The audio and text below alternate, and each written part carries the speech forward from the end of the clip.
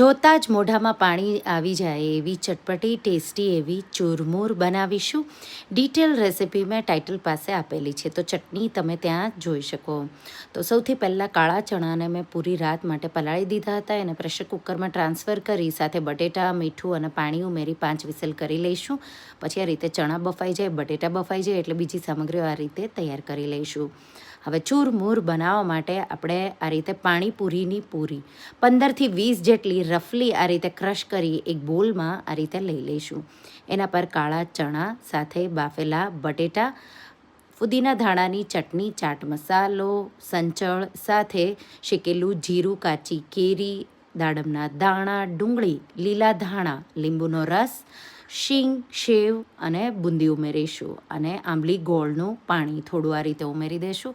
Mix કરી દઈશું અને ક્રિસ્પી હોય ત્યારે તરત જ સર્વ કરો. બહુ ચટપટી ટેસ્ટી એવી લાગે છે, તો એકવાર જરૂરથી ટ્રાય કરજો.